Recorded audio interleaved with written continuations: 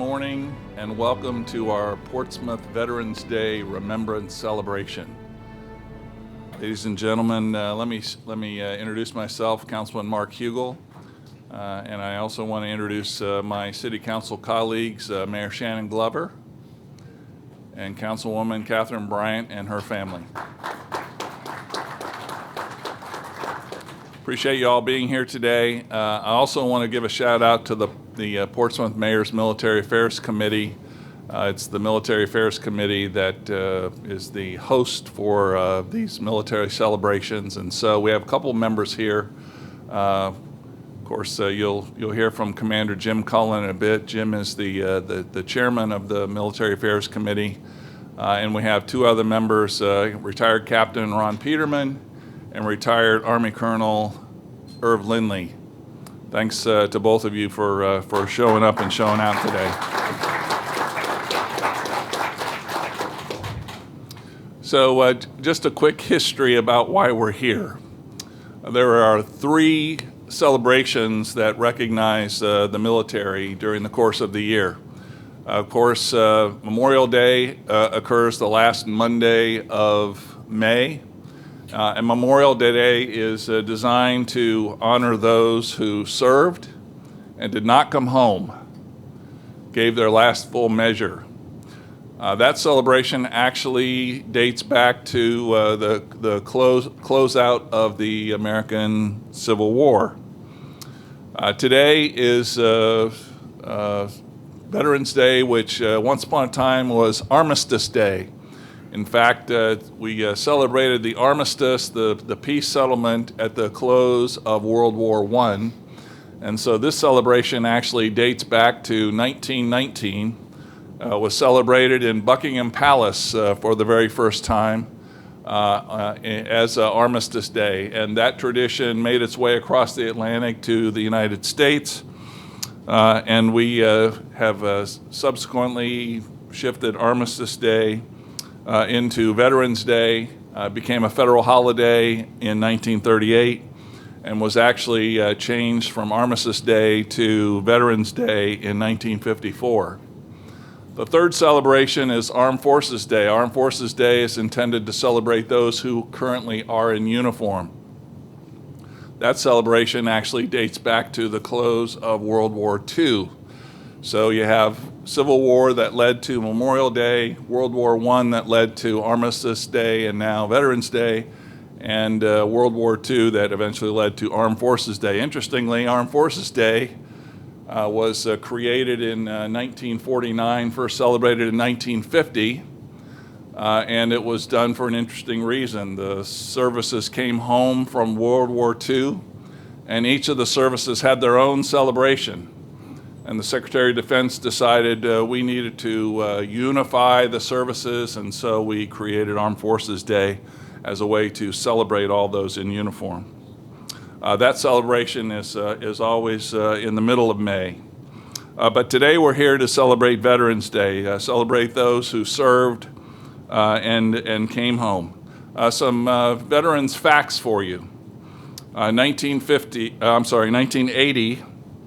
About 18% of the United States adults were veterans. Today, about 6% of the United States adults are veterans, and 43% of today's veterans are post-9/11 veterans. So we have only about 4% remaining who are pre-Vietnam War veterans. About 30% of our vets are Vietnam vets. 22% only who served during the Cold War, and now 43% that are post-9/11 vets.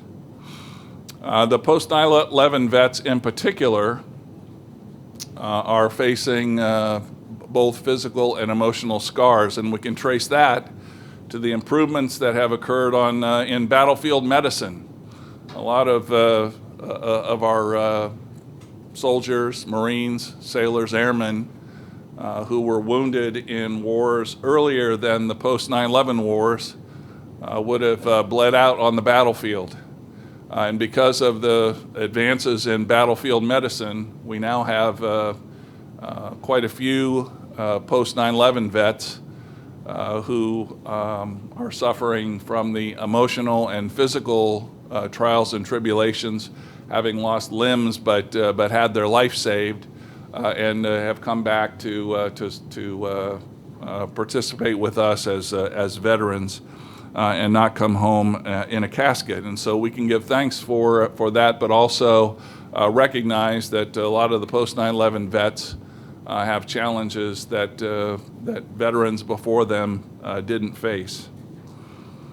So with that as the backdrop for today, we'll proceed into the celebration. If you'll stand, please, while we parade the colors. Portsmouth Police Department, parade the colors.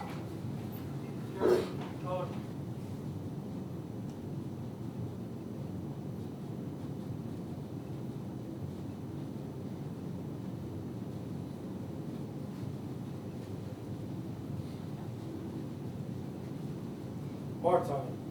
March. And hold. Left. Face. Breathe. Next. Colors. Please join me in the Pledge of Allegiance. I pledge allegiance to the flag of the United States of America and to the republic for which it stands, one nation under God, indivisible, with liberty and justice for all. And now we'll sing the national anthem as performed by our Tidewater Concert Band.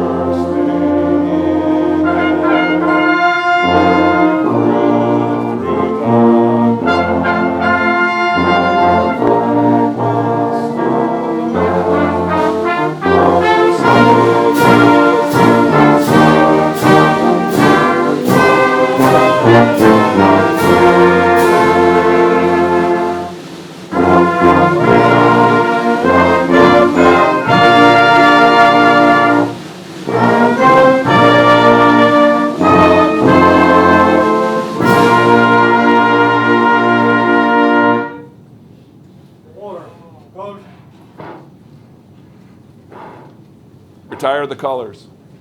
Right. Face. Forward. March.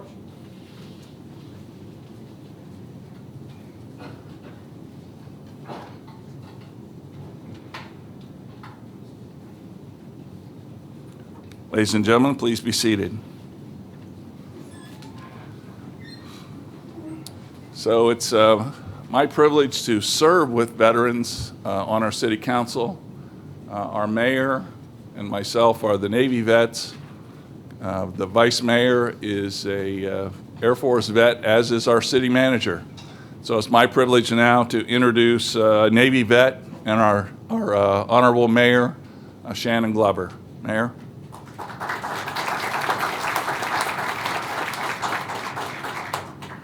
Thank you, Admiral. I'm going to use his military title for today. And first of all, just want to thank everyone for being here and coming out to celebrate our veterans. Want to acknowledge our Chief of Police, Mr. Stephen Jenkins, and also our Fire Chief, Mr. Nestor Mangabit. Can you give them a hand for being here with us today? And as always, our Tidewater Concert Band, we love you guys. We appreciate you being here to celebrate with us and all that you bring to our city. Thank you.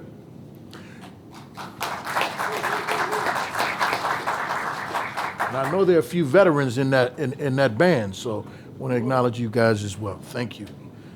Good morning, honored guests, veterans, families, fellow citizens of Portsmouth. Today, as we gather here in the heart of our great city, we pause to honor the brave men and women who have worn the uniform of the United States Armed Forces.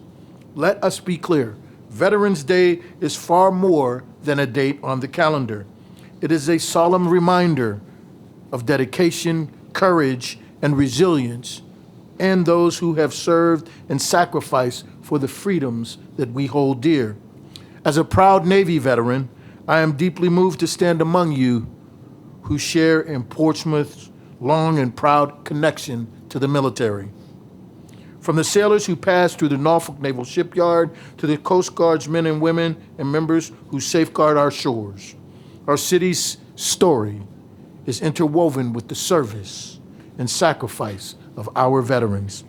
These men and women are not only defenders of our nation, they are our neighbors, our friends, our co-workers, and our family. In truth, our military veterans are the lifeblood of this community. On this day, we take time to recognize that the freedoms and opportunities we enjoy have been secured by their courage and preserved by their sacrifice. We remember the battles fought abroad and the personal battles many continue to face when they return home.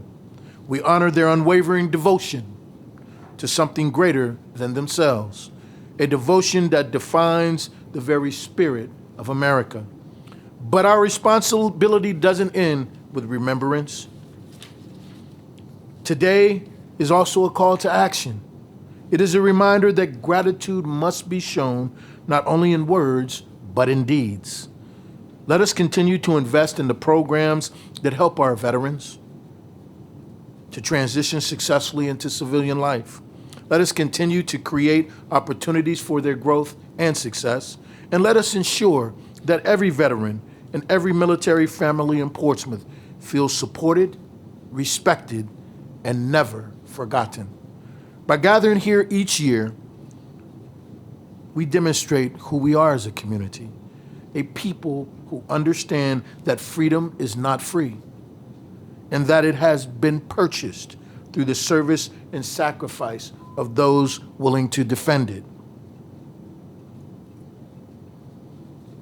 To all veterans here today and across our great city, we see you, we honor you, and from the depths of our hearts, we thank you for your courage, your sacrifice, and your service to our great nation. As we stand together in unity on this Veterans Day, let us pledge not only to remember, but to live our gratitude each and every day. Let us build Portsmouth, a Portsmouth where every veteran feels valued and supported, a Portsmouth worthy of service and sacrifice. On behalf of the City Council and the citizens of Portsmouth, thank you for joining us for this very important event. May we always hold our veterans in the highest honor. May God bless our veterans, God bless Portsmouth, and God bless the United States of America. Thank you.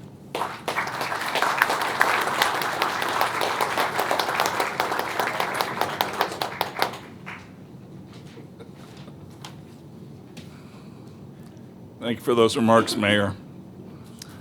So it's my privilege to introduce today's guest speaker, who is known to a lot of us, he and his wife both known to a lot of us here around town in Portsmouth.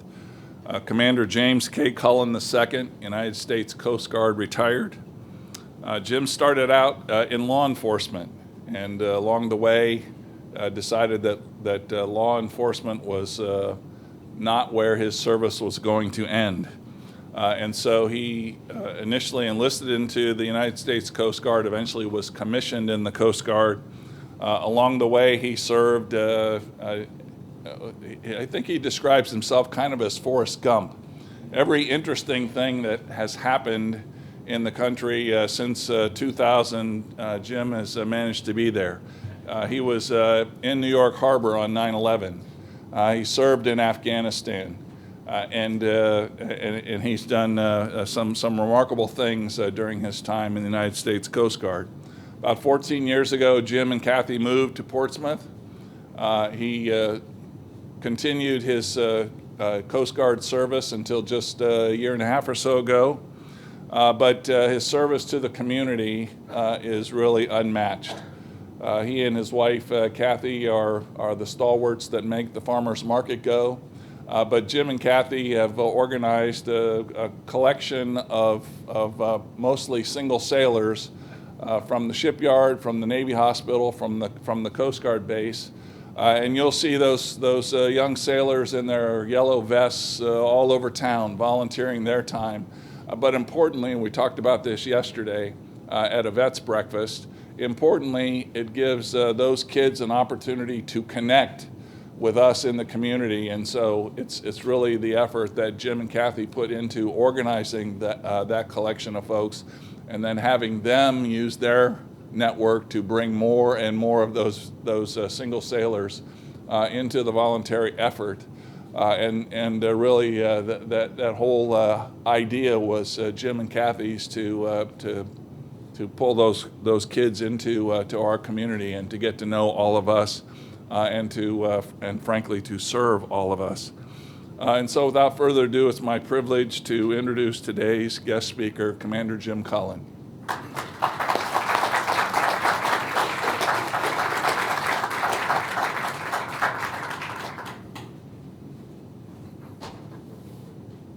Good morning, and thank you, everybody. Thank you, Mayor Glover, Admiral Hugel, Councilwoman Bryant, Chief Jenkins, Chief Mangabat, distinguished guests, fellow residents of Portsmouth, honored veterans, and all who are gathered here today.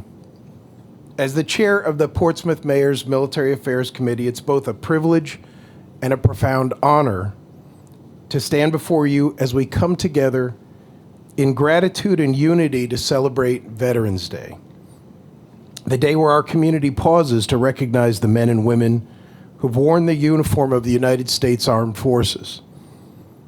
Today we gather as Portsmouth neighbors and friends, bound by the shared respect for service, sacrifice, and the enduring selfless spirit of our veterans. For centuries, Portsmouth has grown as a military city on the banks of the Elizabeth River, a city forged by the hands and the hearts of military members and their families. Our military heritage is not just a chapter in our history books, it's the very foundation upon which our city was built. The Norfolk Naval Shipyard, established in 1767, is visible right behind us, right outside of that window. And it's the oldest and most storied shipyard in the nation. From building warships that defended our shores in the earliest days of our republic, to repairing and modernizing the vessels that keep our seas safe today and travel all over the world, the shipyard's legacy is intertwined with Portsmouth's very identity. And the Naval Hospital, or officially Naval Medical Center Portsmouth, which is about half a mile over my right shoulder and around the bend of the river, it's long been a beacon of healing and hope. For generations, its dedicated staff of active duty military and veterans have tended to the wounded, comforted the sick, and supported family members of military throughout times of war and peace. Their compassion and their expertise have saved countless lives and strengthened the bonds of our community.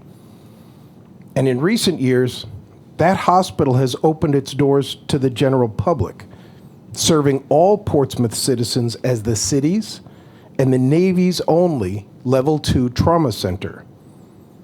So a Portsmouth resident who is suffering from serious trauma injury will now be transported directly to the Naval Hospital, regardless whether that person has any military affiliation. There's nothing else like it in the United States, and it's happening right here in Portsmouth.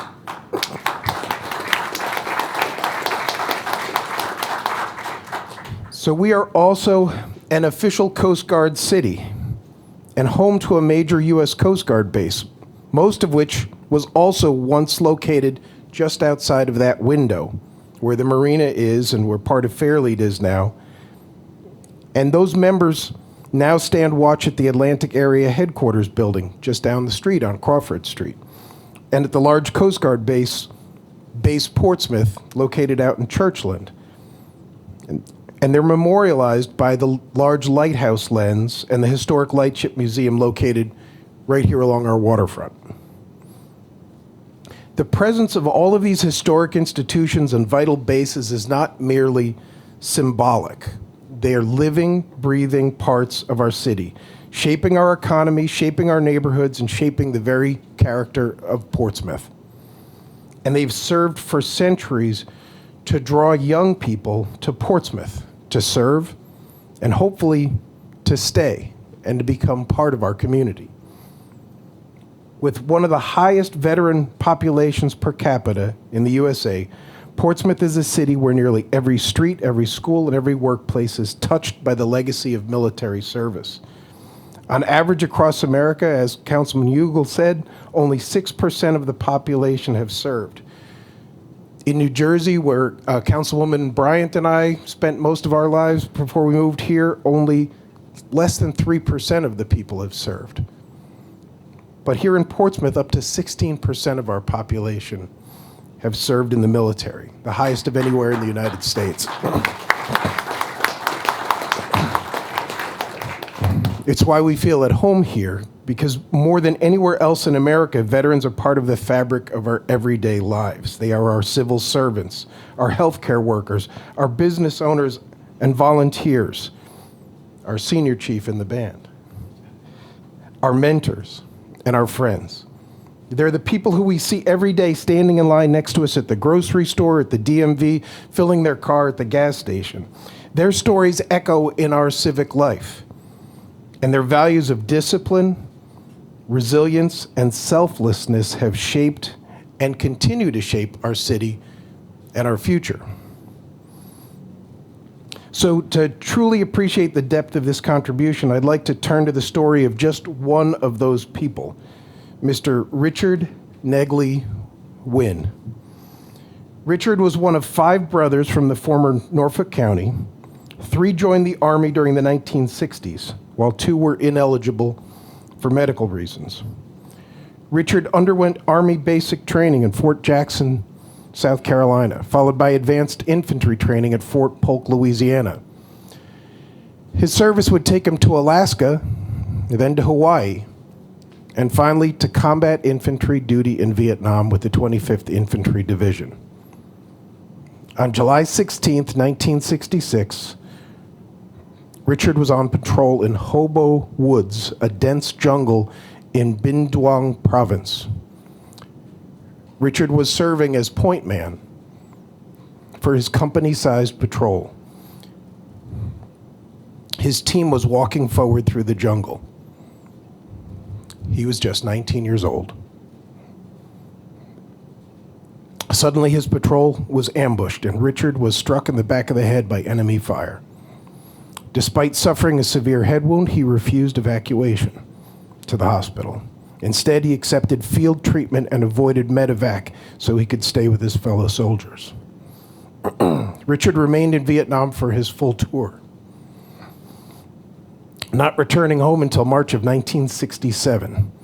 For his actions and his courage, Sergeant Richard Wynn was awarded both the Purple Heart Medal and the Bronze Star Medal. But the real story is how Richard soldiered on. He came home to Portsmouth and went to work for a plumbing and heating company. He got married. He had a child. He went to school on the GI Bill right here at Tidewater Community College for electrical engineering. He bought a home in Churchland and went to work at Portsmouth's Naval Shipyard, rebuilding electric motors and generators and propulsion systems on ships and submarines that carried soldiers and sailors, Marines, and other service members all over the world. He retired in 2011. He's facing some mobility challenges now, but I'm so glad that he was able to join us here in person today. Sergeant?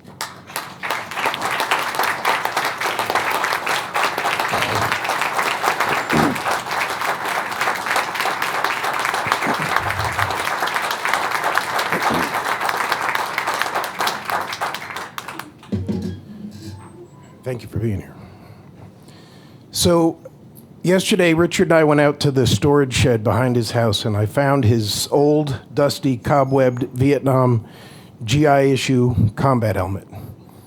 And I brought that helmet here with us today as silent witness to the danger that he faced over 59 years ago. With a bullet hole as proof of just how close he came to losing his life at age 19. Richard came within fractions of an inch of making the ultimate sacrifice.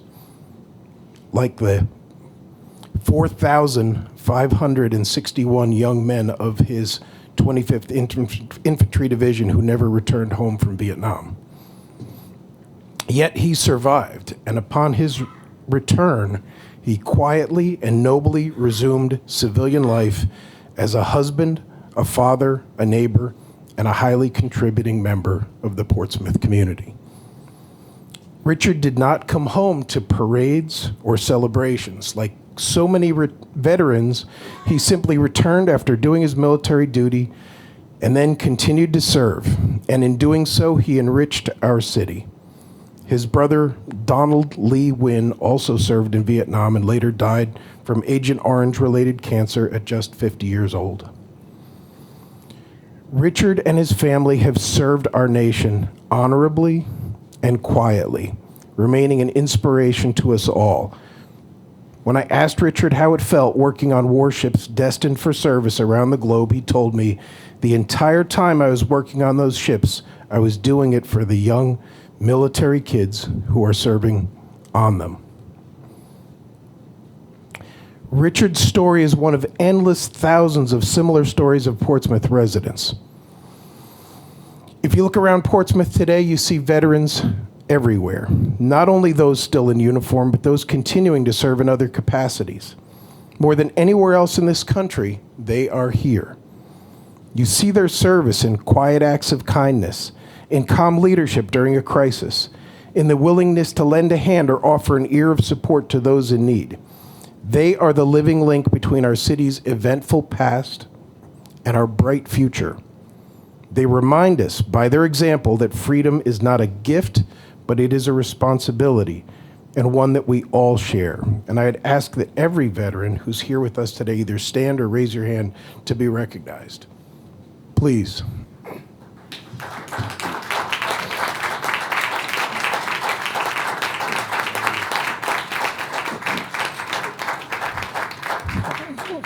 Thank you. So as we celebrate Veterans Day, let us remember those in our community who have served and who continue to serve. And let us remember that as Sergeant Richard Negley Wynn's story shows us, the spirit of service never truly ends. It simply finds new forms in the lives of those who've completed their uniformed service. And to all the veterans of Portsmouth, thank you for your courage, your sacrifice, and your continued dedication to our community. Your legacy and your experience is our city's strength, and your example serves as our guide. May we always strive to be worthy of the freedoms that you've defended and the trust that you've placed in us. Thank you.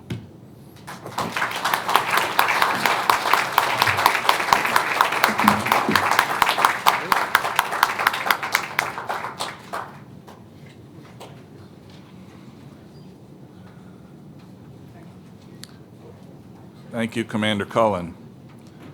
And thank you, Sergeant Wynn, for your service.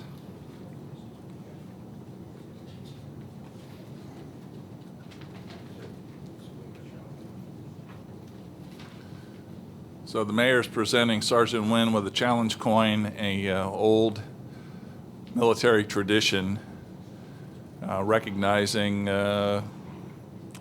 Sergeant Wynn's contribution to our freedom. So Sergeant Wynn, well done and thank you.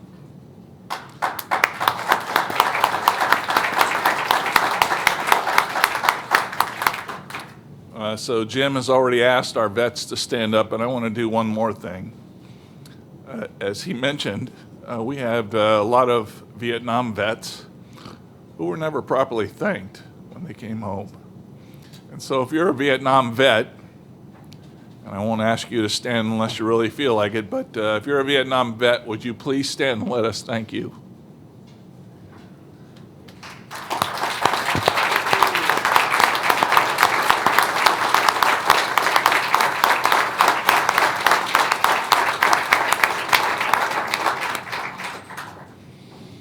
Okay, well, we're not done standing because the next thing on the agenda is the military medley. And so the Tidewater Concert Band is going to share the service songs. And so when the service song for the service that you vets served in is played, please stand and be recognized.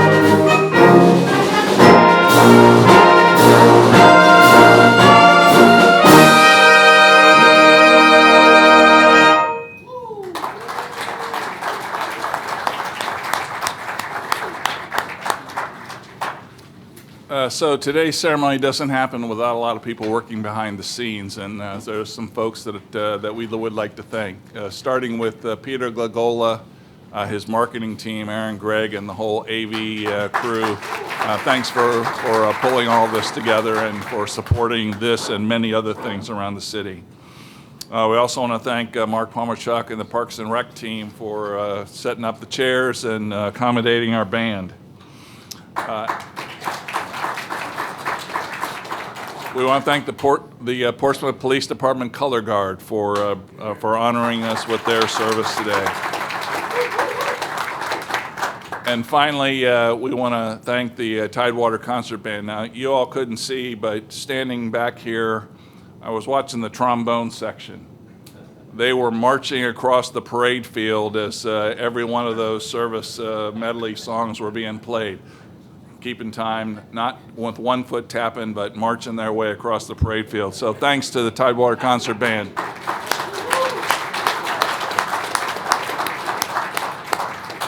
Ladies and gentlemen, this concludes our Veterans Day celebration today.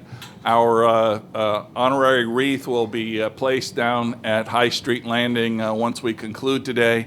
If you want a warm picture, take it now. If you want a cold picture, we'll see you over at High Street Landing when the wreath arrives there.